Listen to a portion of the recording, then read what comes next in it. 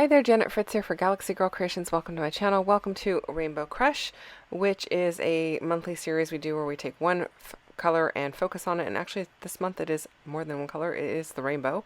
It's also series 18 of 30 Days of Sketches, and that is a sketch by Kathy Price, which it doesn't seem like my layout really used that sketch, but I was inspired by it. So first of all, she's got an arch up at the top.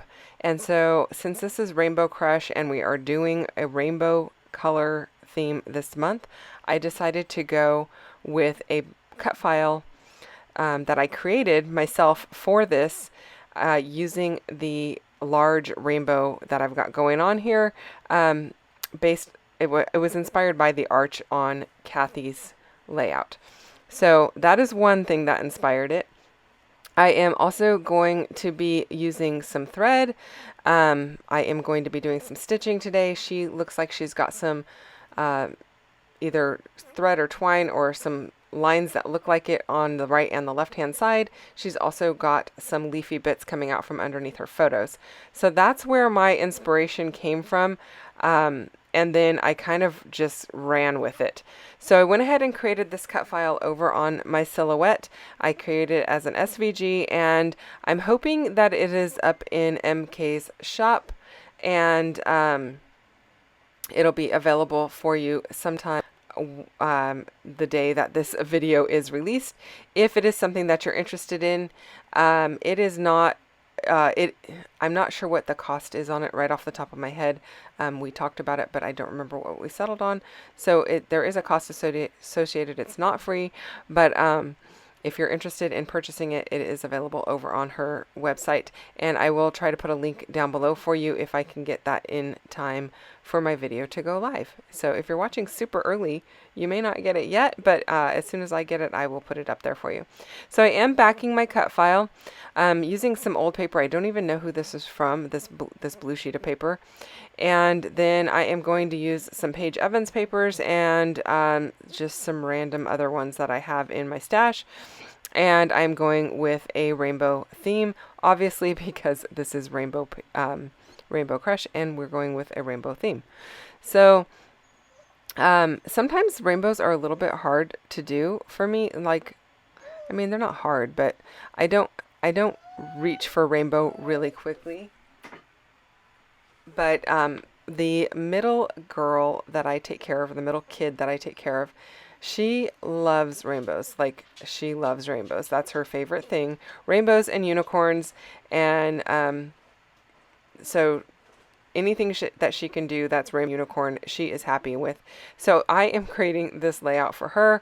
So it's going to have all the colors of the rainbow. It's not going to have a unicorn on it, but it is going to have a whole bunch of other stuff. So I am backing my cut file. I don't make you sit through all of the backing of the cut file because I felt like, you know, if you've seen it once, you've probably seen it many times.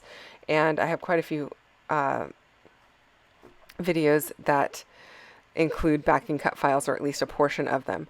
So there's a couple of different methods. You can trace the inside, you can flip it over and flip your cut file over and trace on the back side, but in this particular case I am tracing on the front side of this orange paper because I only have a limited selection of this plaid portion, so I kind of need to make sure that it lines up and fills the area that I want. And I did kind of have to piece it together, but you can't really tell when it's all said and done. So the red one, it's pieced behind the cloud, but other than that, it is not pieced anywhere else. But this one I did, orange, I had to piece so that it would fill the entire spot. So there I've got it all filled, and I think it looks super cute. And I could just leave it like that and it would be adorable. But no, I am going to go and use some thread, and I am going to stitch between all of those colors. Now the cut file that is available over on MK's site does not have, it's not a stitching cut file, so you would have to poke those holes yourself, which is what I'm going to do. I did not want to make it a stitching cut file so that all of the holes were there and you would have to stitch it. It's easy enough to follow along with those white lines that are between all of those little rainbow colors and do a little bit of stitching. So You're going to see me do that in a bit here, but before I do that, I want to make sure I know where the placement of my embellishments are going to go, because I don't want to do unnecessary stitching if I don't need to. I also don't want to stitch behind where my title is going, because I think that's going to make it lumpy. And so I am kind of figuring those things out ahead of time. My title is going to be Career Day, because this is a picture of her on Career Day on before school.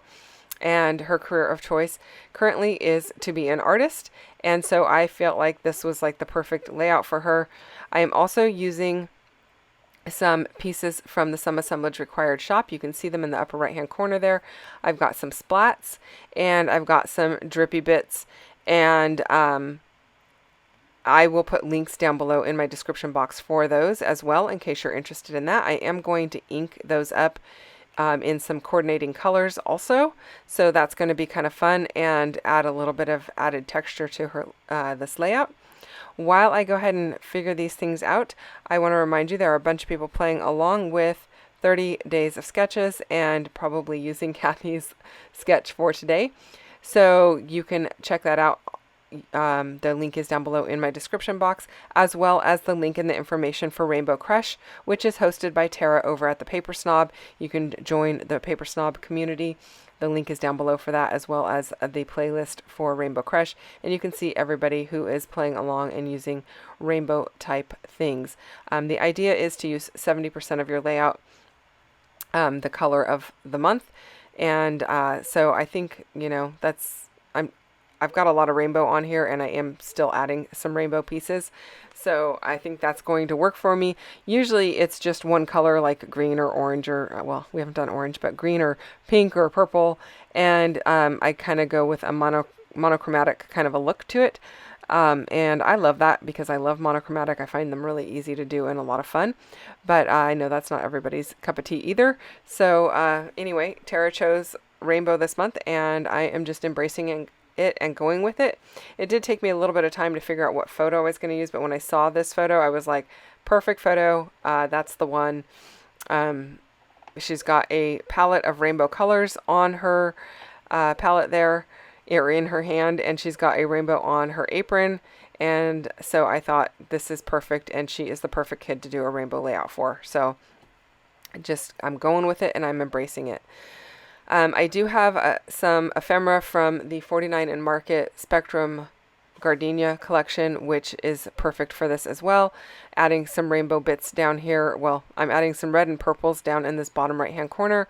Adding a little bit of black and white twine to that joyful label, and then tag.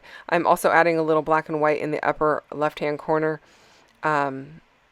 And then the wood veneer pieces, I am going to go and brush a little bit of Distress Oxide onto those to color them. So I started out with a little dried marmalade for this one, but I think I added a little carved pumpkin for the orange. The blue, I started out with, I think, broken china maybe. And I added a little stormy sky, I think. So yeah, I needed to make it a little bit darker. So I just added a little bit, mostly, maybe I added a little Salty Ocean. I'm not even sure at this point in time. But yeah, I just added a bunch of the Distress Oxides. They go on the wood veneer really well. The wood veneer is adhesive backed, so you just peel the backer off and stick it down. And it does have a masking over the top, so you got to remove that before you use it as well. And I've already done that off camera, so I am just adding my inks.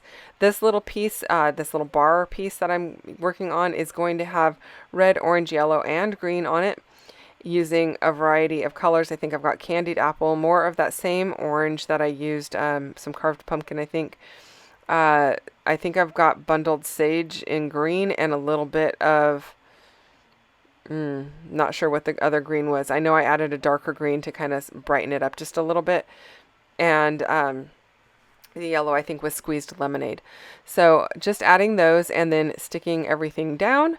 And that's going to give me a little spot to do a little bit of journaling. I do not do any stitching around the outside of this layout. That is normally my go-to when I have a white background, because I feel like things kind of float off the page. But in this case, I think there's so much color going on, it did not feel like that. And then I did the stitching in between all of the little areas here. So I felt like that really just kind of finished the whole thing off. Now I didn't make you sit through all of the poking of holes because it was time consuming. I mean, not excessively time consuming, but time consuming enough that I didn't feel like you needed to sit and watch all of it. And I didn't make you sit through all of the stitching either. So that is it, you guys. I hope that you enjoyed this one. If you have any questions or comments, you can leave those down below. I will get back to you as quickly as I can.